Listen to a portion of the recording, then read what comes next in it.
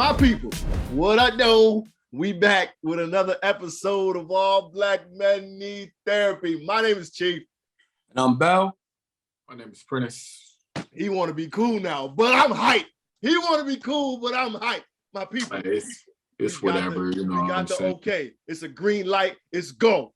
We still can't tell you what it is yet, but we got the green light. The partnership is on. The sponsorship is through. It's dope. Go. We told him it was that. We told him that much, right? Or did we just say we had good news? No, we said we had good news. You just told the shit. Oh, well, we didn't. You know, what I mean, it's still. You know what I'm saying? We want to start. We want to start it. No, we don't got to. Nah, we can roll. How y'all feel about it though, fellas? P, don't do that now. Don't do that. You know I'm not gonna play you, but I was playing in the first. I'm. You saw what I posted. What's next? What's next? Like listen, man. You can't. We're 11 days in, and we already got this news, regardless of anything individually we got going on. Right. You feel what I'm saying? That Diddy. Yeah. What's next? That Diddy post was perfect. Yeah. That was perfect. That's what I'm on. I can do anything. I'm hype about it, fellas. I feel good, yo. I feel good. Like making exam is good. Yeah. Word though, yo. So let me shift the energy real quick. Let me go ahead and get this out the way, man. Your boy had a case of PTSD yesterday, yo. It really walked up on your boy. So rest in peace to John. One of my brother's really, really good friends committed suicide on Tuesday night. 2 kids. I didn't realize he had kids. Wow, I didn't know kids, that. You know what I'm saying? Took the hammer took the gun to his chin, and you know what I'm saying? And it was obviously Duck has been through enough of that. You know what I'm saying? My brother got no lie. There's maybe 15 names of his people, close people that he lost tattooed on his arm. Like he can't catch a break in that regard. But they had the services at the same spot that Peanut was at. I thought I'd be cool, yo. I thought I'd be good. I walked up in that joint, yo. Your boy got like nauseous. I felt like I had to shit on myself. I felt like I had to throw up. Like it was bad, bro. It was bad. So I went in. I don't really look in the casket no more. I went in, I gave my brother a hug. I saw Selwyn. I think that's what did it for me. I saw Selwyn. And you know what I'm saying? Because all too familiar. Right. John was cool with Duck, but he was really cool with Selwyn Jr. So he was always at the house. So Selwyn Sr.'s like, yo, man, this kid was like, I always, you know, whenever I told him to do something, he did it. Whenever I told him to stop drinking or, you know, cut out the ruffian stuff, he did it. He always respected me. It was like a son to me. So like to see Selwyn going through it, Selwyn is my brother's father, P, in case you didn't catch it. Okay. So to see him going through it again was like, I don't know, man. I should just like PTSD is real, fam. I'm telling you, like I like got physically sick, like emotionally sick, bro. Like it was to my stomach. Like I'm like, yo, this is crazy. I went out and got my mom, walked her in, and walked by my mind. I can't stay in here. Yeah. I had to go outside and like just get some air. And I was like, I'm not going back in. I just can't. Like I ain't been in there in 12 years, P. That's wild. Walked up. That makes sense, though. And then it really like your boy was really like sick. And I'm like, this is crazy. Like you know what I mean? I'm tough. This ain't it. You know what I'm saying? Yeah, but it ain't even about that. You know right. And that's unfortunately, that's the machismo in a lot of us where we like, you know, I done been through stuff. I can get through this. You can't, right? Not trying to will yourself through it. You know what I'm saying? Like you have to address it. You know what I mean? Like whatever that means. Like you have to address it. Obviously, you've worked through the tragedy of Peanut, and obviously you're not over it, but you worked with the emotion and trying to get through it and all of that stuff. The grieving process is what I'm trying to say. I don't know why that took so long, but yo, this is crazy on 2 levels though, because John committed suicide, right? Right. That's directly correlated to mental health. Right. You see what I'm saying? Like, and shout out to Mary and Being Behavioral Health. She was texting me about it. Her boyfriend's from New Britain, and she was asking me about him, and I was like, you know, I know him. Oh, I know of him. I don't know him personally or well. We have similar acquaintances, but I don't know him personally. And she's like, you know, it may not be a bad idea for you guys to talk about it, you know, and we can talk about this some other time, but she asked a really good question. She said, when this happens in a community of people, when this happens in a community of someone that was, you know, well respected or in high regard, looked at in high regard, do they take mental health more serious, right? Like specifically in the minority community. And I'm like, I don't know. You know, I don't know. I can tell you they don't. Many don't, because just in general, like going to the spot, it's a line around the corner like it was with Peanut, and it's wild. Like you smell the alcohol. You smell like cats. That's how they cope. Yeah. Cats where we from, that's how they cope. You know what I'm saying? And you can like, and it was like talking to a couple people, they giving their condolences, but you can like, yo, P, man, this is blah, blah, blah, blah, blah. But you can smell the liquor, you can hear the slurring in their breath. And it's just like, that's how they're coping. They ain't talking about it. They ain't because, that's how they're dealing with it. I see what you're saying. To even show up. You know what I'm saying? Right. Can't even show up sober. No, I see what you're saying. And at first I thought you were going to go in a different direction, but no, you're right. You know, it's like they're not addressing the real issue. Right. Right. They're masking it, putting a Band-Aid on it, so on and so forth. But anyway, that's a tragedy, man. Rest in peace, John, and you know. Yeah, man. I want to give a shout to his sister, Jazz Marie is, she tough as nails, bro. Like I pulled up on him the night it happened, everybody's there, and she gave me a hug and cried for like 30 Who is this? Seconds. His sister. Oh, okay. Cried for like 30 seconds, and then I ain't seen a tear since. I'm text her every day like, yo, you good? Trying to coach her through it because I lost a brother too. You know what I'm saying? And she like, right. I'm dealing whatever. And fam, she's been solid as a rock. She ain't let them emotions fly just yet, but it's crazy to see the strength in that girl, yo. For real. Yeah, but we got to be careful too, right? Oh yeah. Yeah. You know what I mean? Yep. Yeah, that's the thing. It's like I'll never forget, and I don't even want, and we can move on because this is getting heavier than I was prepared for. I remember when you went through everything with Peanut, and I'll never forget this shit. You looked at me, tears in your eyes, and was like something to the effect of, who's supposed to be the rock when the rock can't take it anymore? Something to that effect you said. I'll never forget that shit. And that's who you were. You were who Jazz Marie is for everybody in your family. And it takes a toll, bro. But I'm not saying don't do it, right?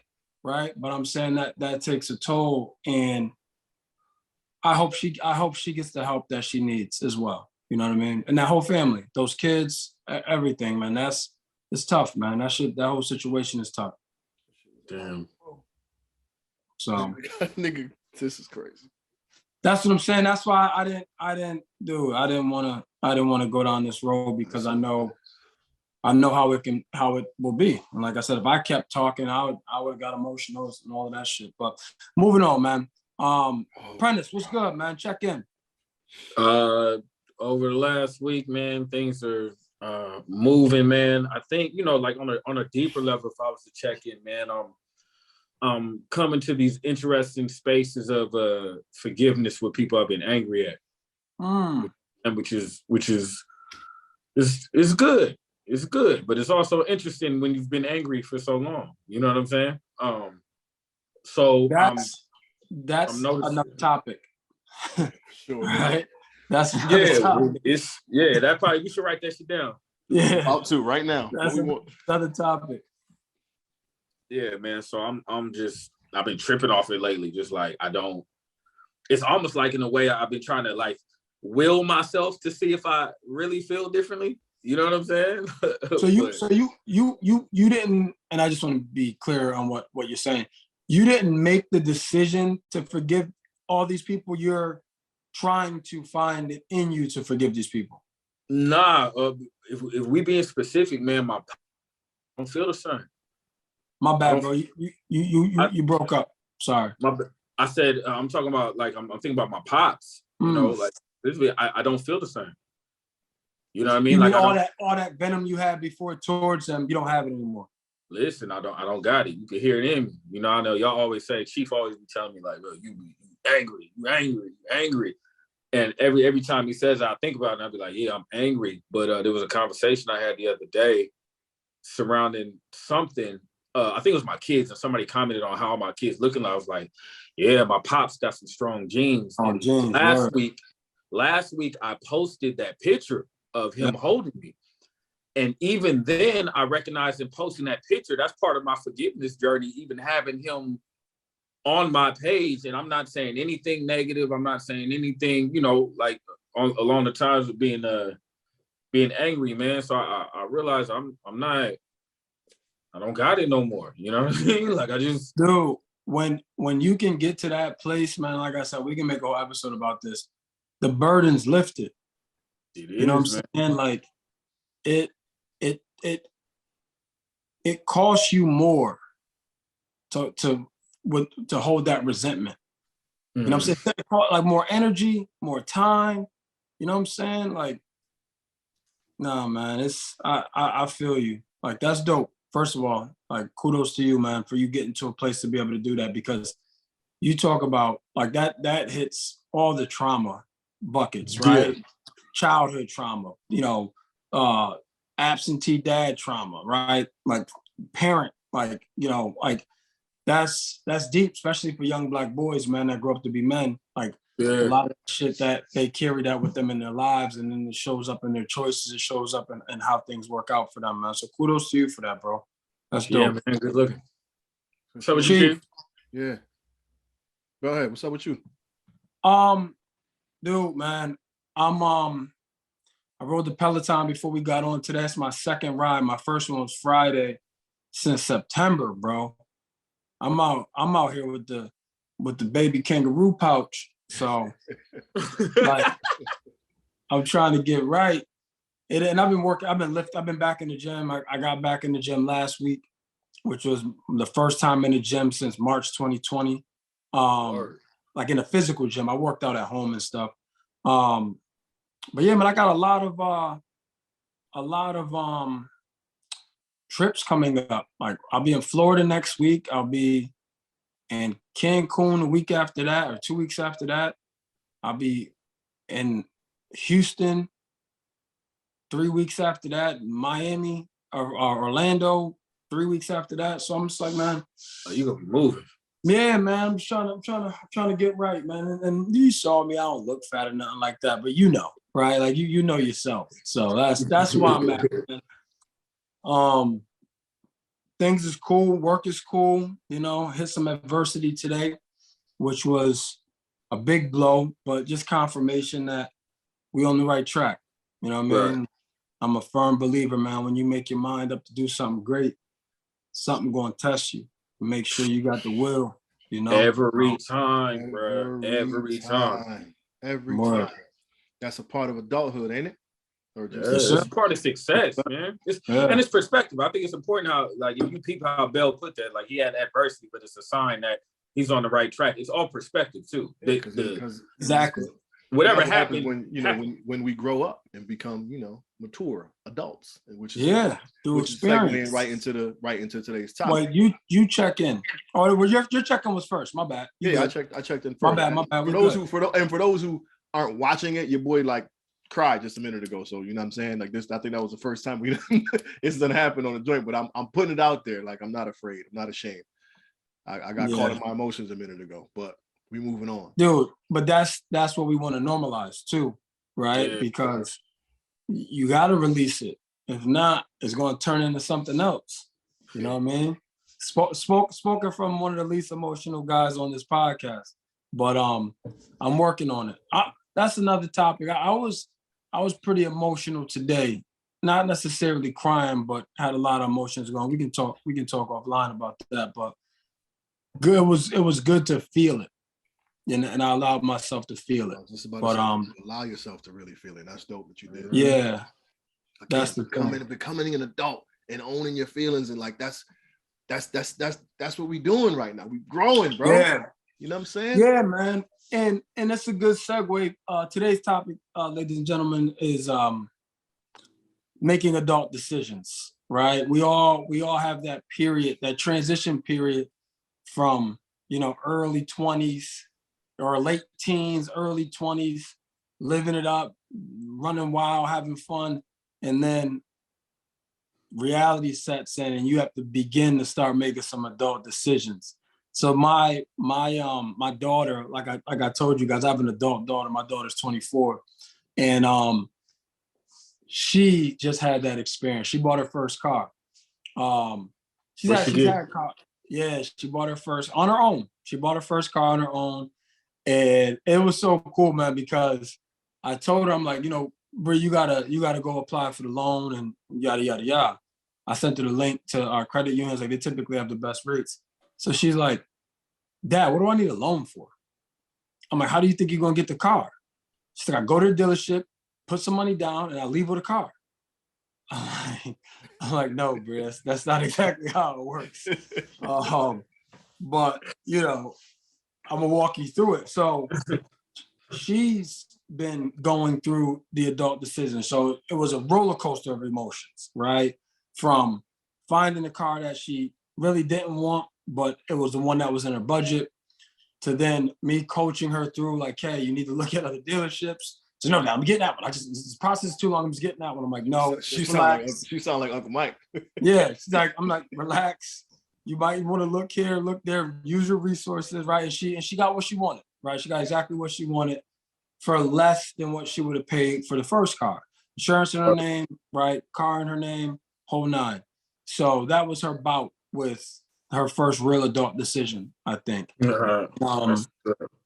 Yeah, man. So that was her marker moment, right? But I feel like we all have that moment where you're like, yo, I'm a real adult now. You know what I'm saying? Now, it may not be a decision, it may be an experience, but I feel like we always have that moment where you have the realization that we ain't little no more. You know what I'm saying? Like, P, what was yours? Hampton University. I went to Hampton when I was 17 years old. So you were a freshman at 17?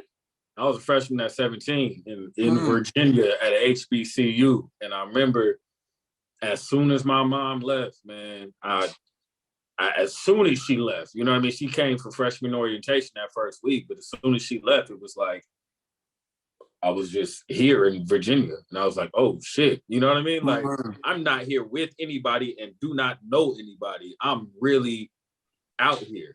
That's a whole nother coast. You know what I'm saying? Like that. It's a whole different culture. Yeah. And if you're not used to it, I've never been to Virginia prior to that. That's ill. Yeah.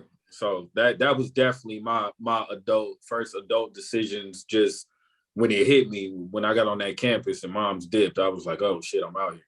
So when you say it hit you, what was the feeling? It was like, what do I do? But not like a scared, what do I do? It was like, I felt like, it was like silent all around me for a moment. I remember I was in front of the dorm and of course there were people around, but I didn't know what direction to walk on campus. I didn't know anybody. I'm not looking like a real tourist. Yeah, you had that. You had completely. Like, you better knuckle up, at an HBCU coming from the Bay. You know what I'm saying? Like that. I was just a deer in headlights, man. So the band was playing some Rough Rider music. I was just like, this is overload right now. Where the girls at? Word. Wasn't no shortage. If you stayed there a little longer, we probably would have crossed paths. Hey, man, I left when I was supposed to, but I got to get out of here. Nah, man. Listen, brothers, I get it. What about you, Chief? I think it's a similar college story, man. I think I told this story in one of the previous podcasts, but it was freshman year football camp. Them first couple of days, are like just them first couple of days of freshman year football camp, like the worst days of your life, bro. It's just a new experience. It's hot as hell. You feel like you don't know nothing about football. You never worked that hard before in your life. Right. So I remember distinctly, P, I called my mom's and I'm like, Mom, I don't want to be here. I want to come home. And she was like, well, fuck it, come home then. And everything in me, but P, everything in me knew she was gonna say, no, you gotta stick it out, baby. You gotta do what you gotta do. She's like, well, fuck it, come home. I looked at the phone like, no, I ain't coming home. Like that was for me. I was like, yo, I gotta do this. Like this is you made a choice. Like you earned this, you worked hard for this, you gotta do this. And I remember that phone call was like in my head, like your mother knew, she knows her son. Right. Any other time she would have told me to come home. In this situation, she let me make a decision as a man. Like she put me in that bind. Okay, that's what you want to do, then do it. Right. And I was like, you know what? But peep though, like I just had this conversation with one of my salespeople. Like she empowered you. And that's it. But it was like right? reverse psychology empowerment. You know what I'm saying? Yeah. Like she hit me with the reverse, and I'm like, reverse. Like, yo, like, what's good? Yeah. But that was really one. I remember being like, no, I ain't going home. Like, nah. And I was just like, yeah, you got to do this. You worked hard. I remember saying myself, you worked hard for this. You got to stick this out, and you got to make it happen. I think that's when like I realized I was entering adulthood. You know what I'm saying? Maybe my college, because mine came after, and maybe only thing I'm thinking is you had a kid at 15. Yeah, exactly. You're grown, nigga. You're grown. Like, I had a child. Like I didn't really have a choice. Like, you're grown. Like I got to make something of myself. But tomorrow. Plus, I went to school in state. So maybe that's not where mine came. But my first one, man, my first adult, what I deemed as an adult decision, was getting life insurance. That was my first. Like, I'm like, okay, like, and I only got it because somebody suggested I get it. It wasn't like, because I was 23 or 22, whatever age you are when you graduate, 22 or 23 from college. I think I was 23, and it's not like I was like, oh, I just graduated college and I got a kid, I got to get life insurance. It wasn't that. It was speaking of, like we talked about last episode, right, or a couple episodes ago. Speaking to people who are where you want to be, right? And it was Freddie Irizarry. Shout out to Freddie from the Boys Club. He's the one who told me, like, hey man, this is what you need to do. You need to set some investments up. You need to do this. You need to do that. So I'm like, all right, bet. And that was my first adult decision. And it didn't make me feel like an adult necessarily. I just knew that was what adults do. You know what I'm saying? And I felt like responsible. That's the best word. I felt responsible. And then, like even now, like I'm overinsured just because with everything that's happening with Black men, I'm overinsured. But I don't mind paying that because I know, God forbid something happens, knock on wood, everybody's gonna be good. Right. You know what I mean? So that was my first adult decision, man. Like I said, it made me feel responsible. But it's so crazy too, man. Like how we view adulthood, right? Y'all remember when I was like 16, 17 and 30-year-olds were like ancient to y'all, right? Oh, like goodness. Like, so that's get your old ass out of here. The oldest people so like on the planet. What's the very first misconception you had about adulthood, P? First misconception I had about adulthood, I think I thought adulthood was all about just doing what you wanted to do. You know what I mean? I didn't realize there was so much structure that comes with the expectations of being an adult. You know what I mean? Like I know how to navigate in the freedom now and set up your life to be comfortable and all that shit, but I really thought adulthood meant you're out here doing what you want. And essentially it does, but it not as free as my brain thought. You know what I'm saying? Like I thought you was just in these streets and anything you wanted to do, you could do and enter fucking credit, enter a job, enter bills, enter, you get what I'm saying? So It's like, oh, I can't move how I thought I was going to be able to. So I think that was my first misconception, man. Just thinking of being an adult was all about just being free and getting to do whatever you wanted when you wanted. And when you realize that it wasn't necessarily that, what was that? Like, did you feel like bamboozled, or it's just adult shit? I felt unprepared. I don't want to be here. I felt unprepared to be an adult because I still procrastinated. I found ways around not doing things I needed to do. Avoidance. From studying for class to paying parking tickets, you know what I'm saying? And finding out what happens when you have an outstanding warrant and you get pulled over for, you know, not stopping at a stop sign. They impound your car and take your ass to jail. You know what I'm saying? So, it just, it made me realize how unprepared I was for it. What you, Bill? Well, this was a tough one because, it's not tough, but like I was thinking about it. And I feel like I had a lot of misconceptions, but I think, like you said earlier, I was thrusted into adulthood by being a teen dad. But you know, so that so being responsible for another human being, right, will make you make decisions based on your child as opposed to you, right? So I think from that standpoint, like I was safe. But the misconception I will say, what I like to call it adulthood that my parents didn't experience, right? You're raised how you're raised, right? Like depending on the means that your family has and the environment, you know, nature versus nurture, all of that shit. Depending on all those things will determine your outlook on life, like your perspective. Mhm. So my perspective was my mom. I don't know that she's ever owned a credit card, maybe one, but my dad definitely not. I don't know that my dad's ever had a bank account, but OG is a different breed. Bro, when you say that, I automatically think like drug smuggler No, or cocaine dealer. OG is a different breed, man. He get it how he live. That's it. He is the epitome of get it how you live. Like Sound like a hustler. I mean, yo, like the hustle is, but his hustle isn't for abundancy. Right. It's like just to get by. Right. Like he don't need much. You know what I'm saying? Like I remember my parents were separated, and I would go over there. I was real young, and he'd be doing brake jobs, doing all kinds of shit. And then we would go to the bodega, and he would get a loaf of bread and bologna. And he'd be like, "We good now, son. We gonna eat. Like we sitting out." And it's like, and he had more money than much money. Right.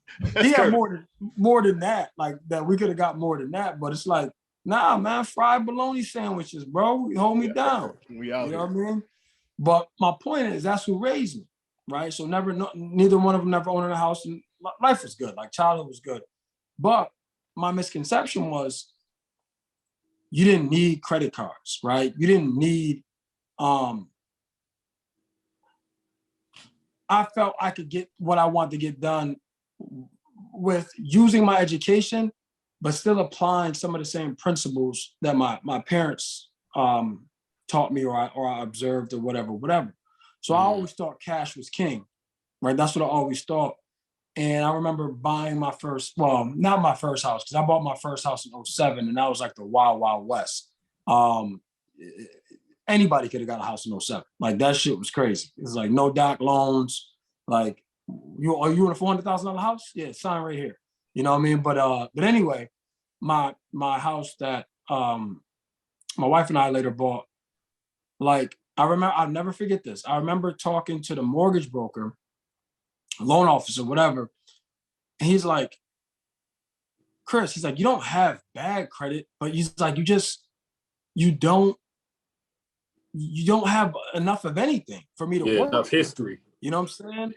And he's like, you got one credit card, because I had one credit card. But again, my understanding of credit cards was and it was only $500 or $1,000. So it wasn't like I was able to go too hard. But it's like you spend the money on it and you pay what they ask a month, right? I didn't understand like what that does to your credit. I didn't understand like how much exposure you have and all those things. So that was my misconception, because I came from a family that they dealt in cash. You know what I'm saying? Like nobody had established lines of credit. Nobody leveraged credit to get other things. And like, I didn't understand that. So that was my misconception. My misconception was if you just make enough money, then you can afford it. But, you know, most people can't buy houses cash, right? You need a loan. You need to do that. So that was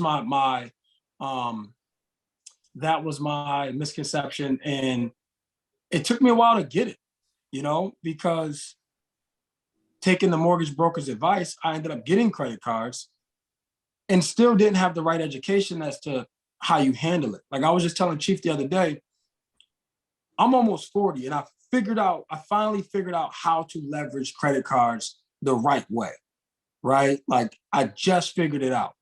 But that was my misconception. In a nutshell, credit, right? That was my misconception.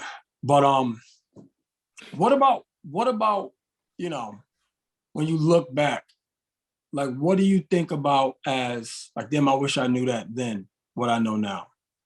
I think credit is majorly important. Just working on finances. I think saving is important. Like for about 6 years, I was a single bachelor with a good job and no kids, and didn't save a dime.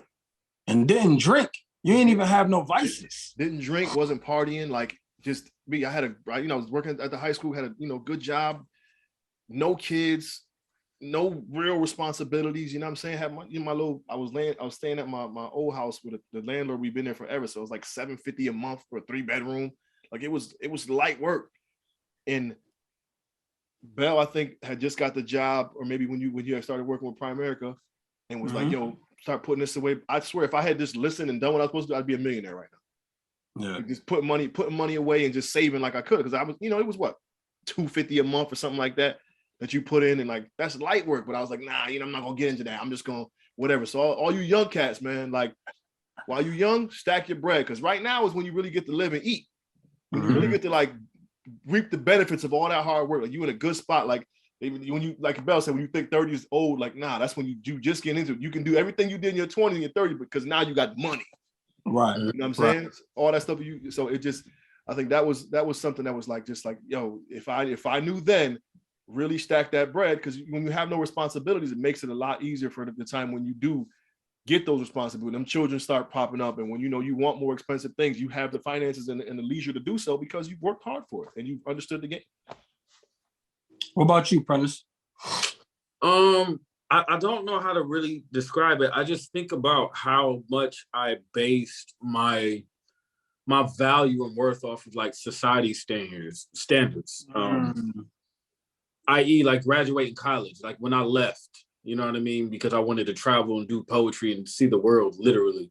When I left, walked out of my frat house and got on a plane for $60 to go to Europe. Damn. Yeah, when JetBlue first came out, bro, they had a special. I was in my frat house. I was like, you know what? Fuck it. I had just got my financial aid check. I bought a check, was supposed to be going for Hey man, we used to blow those. Niggas used to have rims, everything we shouldn't have had with them checks. But I wish I wouldn't have placed so much pressure on myself in my 20s because I left school, or because I had a baby and wasn't with the mother, and how that went down, and just all these different labels that I seem to start to fit that were frowned upon. So that kind of doubles back to what you were saying, Pete, and you talk about how you just fell into this space of forgiveness, forgiving yourself for that. Like we can double back on that in next time, but forgiving yourself for that, all that pressure you put on yourself because you obviously didn't know that. And then now you realize that, like you say, you don't start living into your 30s. You really don't. Right. You really don't start living into your 30s, and when you get to the money and you get to a certain level of enlightenment, I feel like that takes years to get to. Not just experiences, but you got to be on this planet for a certain amount of time. You know what I mean? So I wish I would have knew that life really begins a lot later, and you need to have all these different experiences in order to make sense out of life and really have a sense of direction, man. I think just to piggyback real quick, Bell, before you go, like, I think emotional intelligence regarding relationships is something that a lot of us don't get, because we don't have that experience. Like, just think of how we've grown in terms of interpersonal connection. Like, as we've gotten older, those bad, like most people, if we had to put a number, I'd say probably 85% of people don't marry their high school sweetheart. That puppy love, that girl that you really love. I don't know what the number is, but I know that shit's high. Right. That puppy love that you thought you had, the girl that really crushed your spirit back in the day. That you love so much. She ain't gonna mean a damn thing later on in the road, fellas. So ladies too, you know what I'm saying? That means it's not gonna mean nothing. Right. It's not that serious. Right. Like, I was broken. Puppy love and teen love and early 20s love. I was broken, B. Niggas be distraught with them breakups in them early 20s, niggas. Oh my God, I was so broken. I swear I watched. This one girl I dated. I don't go off time. 10 seconds. This one girl I dated. took her to the movies and watched Brown Sugar. She didn't want to talk to me no more, but I must have bought that DVD and watched it for like a week straight. Just watching Brown Sugar, drinking Hypnotic. But that's what Hypnotic was like. He was at home reminiscing. Nigga, I was going through it. He's like, so when Neo Soul was popping, nigga, I had my knitted shit, my red, black, and green wristband. Hella mad. Prentice watching that shit, like, man, I can't remember when I fell in love with hip hop, man. Yo, that's so crazy. That's so crazy. Yo, we winding down. We winding down, Bell. You wanna... Yo, I think you bring up a good point, Chief, with the relationships and stuff like that. But I also think that some of that stuff has to come with experience. Like, I feel like you have to go through some of that shit. You know what I'm saying? Mm-hmm. But for me, man, one thing that I wish I did more is travel. All right. Like, I don't know. I know it's an inner city thing to a degree, but definitely where we're from, like, we were just talking the other day, right? Our best friend, like, he ain't leaving New Britain, right? Like, unless it's like a big deal. Like, to get him out of, I live 20 minutes away from him. He went to my house once, right? Like, it's conditioned to like, nah, I'm good right here. Like, I'm good in the hood. Like, I don't want to go anywhere. Like, that's one thing I wish I would have did a little bit more, because you got to think, I went on spring break once, which was with you in Miami. And then my next, and that was 2003, 2004.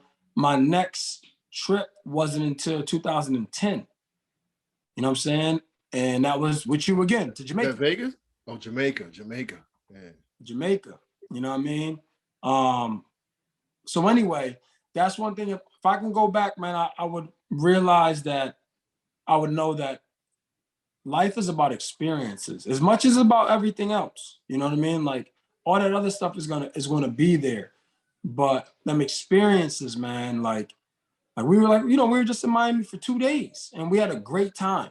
You know what I mean? Yeah. And that's what I wish I did more with my immediate circle. You know, that's what I wish I did more. Yeah, for sure. I mean, we can go on for days about, you know, some gems of adulthood, but I think we got some good laughs, some emotional moments in this one. I think this one was a good one, y'all. For real. P. Yeah. Give us a final thought. Wrap it up, baby. It's just take your time with this adult shit. Try to reduce the amount of comparing you do between your stages and somebody else at your same age. Your life is not the same. Go on. I feel like we said that last week. One of us said that last week for our final thought. But yeah, just try not to compare, man. Just live. It's a reoccurring theme, though, especially with the social media culture. Right. Yeah. My final thought, man, is as it pertains to this episode and adulthood and adult decisions, advice, right? Live easy now and live hard later.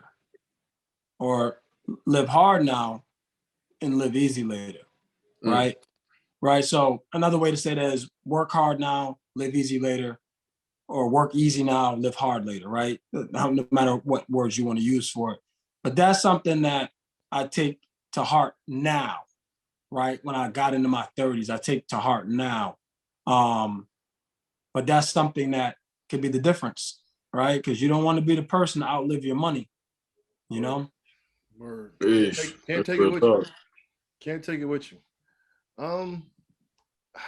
I don't really have one. I think you guys pretty much summed it up. If anything, just allow yourself. I'm a black man today. Allow yourself the capacity to make those mistakes and understand that it's a growing process. Yeah. It really is. Like we're gonna make those mistakes, and whether or not they be huge ones or small ones, it's still lessons. Be sure to pull the lesson from those mistakes, and so you can level up on the next time. Don't make that same mistake twice. Save your bread while you're younger. Trust me, you'll be very thankful for that. But I think we did. I like this one. We on all social media outlets at All Black Men Need Therapy. Gmail, allblackmenneedtherapy@gmail.com. We got some good news to share in an upcoming episode. You're gonna see. Y'all gonna clap with us. It's gonna be dope. That's that. So per usual, do us all a favor. Hug a black man today. Do it. And tomorrow. Do it. We out, y'all. Peace.